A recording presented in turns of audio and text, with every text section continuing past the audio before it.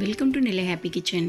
இன்றைக்கி பன்னீர் வச்சு பண்ணக்கூடிய ஒரு ஸ்நாக்ஸ் ரெசிபி தான் பார்க்க போகிறோம். பன்னீர் லாலிபாப். அதை எப்படி பண்ணலான்னு பார்க்கலாம் வாங்க. அதுக்கு முன்னாடி நம்ம சேனலை இன்னும் நீங்கள் சப்ஸ்கிரைப் பண்ணலன்னா மறக்காமல் சப்ஸ்கிரைப் பண்ணிவிட்டு பாருங்கள். பன்னீர் 200 கிராம் அளவுக்கு எடுத்திருக்கேன். அதை இப்போ துருவி எடுத்துக்கலாம்.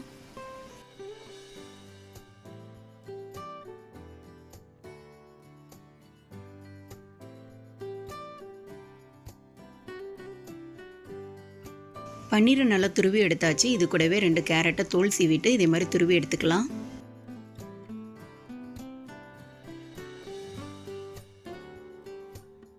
ஒரு குடமிளகாவை சின்னதாக கட் பண்ணி எடுத்துக்கலாம். ஒரு உருளைக்கிழங்கை வேக வச்சு எடுத்து வச்சுருக்கேன். இதோட தோலெல்லாம் நீக்கிட்டு இதே மாதிரி துருவி எடுத்துக்கலாம். குடமிளகா பிடிக்காதவங்க அதை ஸ்கிப் பண்ணிவிட்டு அதுக்கு பதிலாக முட்டைக்கோசை இதே மாதிரி துருவி சேர்த்துக்கோங்க.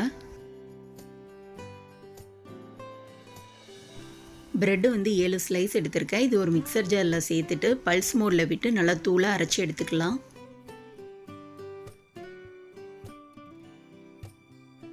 ஒரு பவுலில் துருவி வச்சுருக்க உருளைக்கிழங்கை சேர்த்துடலாம். கூடவே கேரட்டையும் கேப்சிகமும் சேர்த்துடலாம்.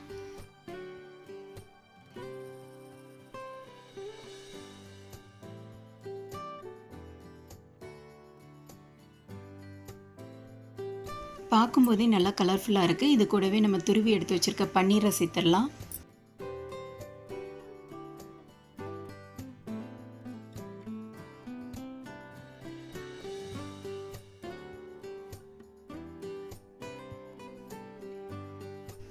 மஞ்சள் பொடி 1/2 ஸ்பூன், மிளகாய் பொடி 2 ஸ்பூன் சேர்க்குறேன். காஷ்மீரி சில்லி பவுடர் தான் எடுத்துருக்கேன்.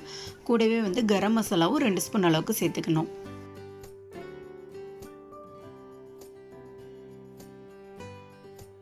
பெப்பர் பவுடர் 1 ஸ்பூன் அளவுக்கு சேர்க்குறேன். உப்பு 1 ஸ்பூன் அளவுக்கு நல்லா நிறச்சி எடுத்துருக்கேன். வேணும்னா பார்த்துட்டு கூட சேர்த்துக்கலாம். ஒரு 1/2 ஸ்பூன் அளவுக்கு இஞ்சி பூண்டு பேஸ்ட்டு சேர்த்துட்டு நல்லா பிசைஞ்சு விட்டுடலாம்.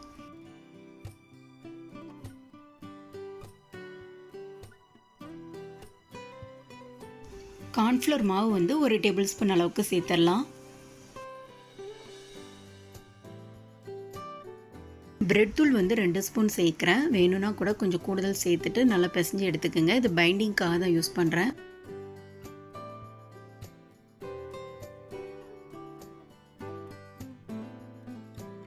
கடைகளில் இந்த மாதிரி ஐஸ் குச்சி கிடைக்கும். இதை வச்சு தான் பன்னீர் லாலிபாப் பண்ண போகிறோம். நம்ம எடுத்து வச்சுருக்க மாவை சின்ன சின்ன உருண்டைகளாக உருட்டி எடுத்துக்கலாம்.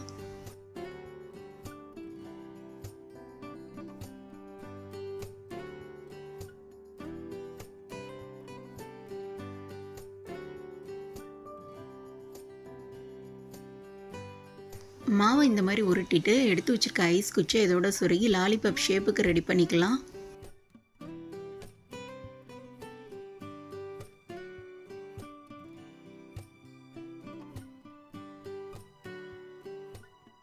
இதே மாதிரி எல்லா லாலிபாப்பையும் ரெடி பண்ணி எடுத்துக்கலாம்.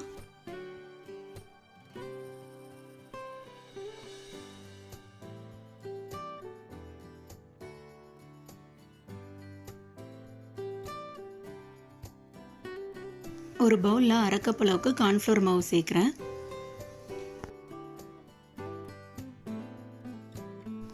இதில் 1/4 டம்ளர் அளவுக்கு தண்ணி சேர்க்குறேன். 1 ஸ்பூன் அளவுக்கு பெப்பர் பவுடர், 1/4 ஸ்பூன் அளவுக்கு உப்பு சேர்க்குறேன். கட்டி இல்லாமல் நல்லா கரைச்சி எடுத்துக்கலாம்.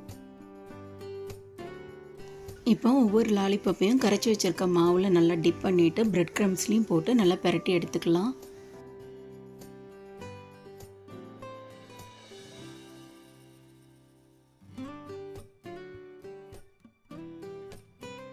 எல்லா லாலிபாப்பையும் நல்லா கோட் பண்ணி எடுத்தாச்சு. இப்போ லாலிபாப்பை பொரிச்சு எடுத்துடலாம்.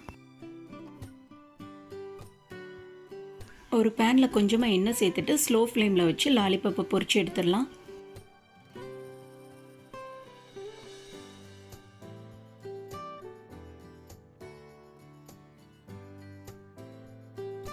ரெண்டு பக்கமும் நல்லா ஃப்ரை பண்ணி எடுத்துட்டு கோல்டன் ப்ரௌன் கலர் வரும்போது எடுத்துடலாம்.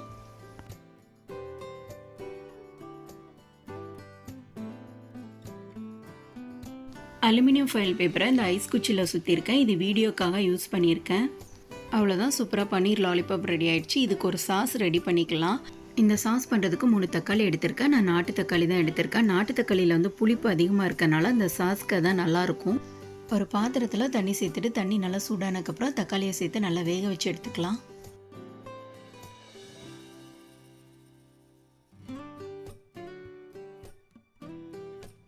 தக்காளி நல்லா வெந்து வந்ததுக்கப்புறம் அதோட தோலெல்லாம் நீக்கிட்டு ஒரு மிக்சர் ஜாரில் சேர்த்து நல்லா ஃபைன் பேஸ்ட்டாக அரைச்சி எடுத்துக்கலாம்.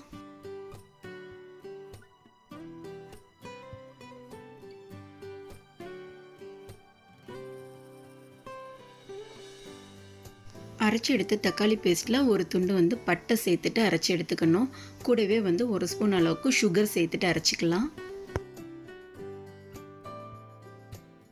ஒரு பேனில் ஒரு ஸ்பூன் அளவுக்கு பட்டர் சேர்த்துட்டு பட்டர் நல்லா மெல்ட் ஆனதுக்கப்புறம் அரைச்சி வச்சுருக்க தக்காளி பேஸ்ட்டை சேர்த்துடலாம்.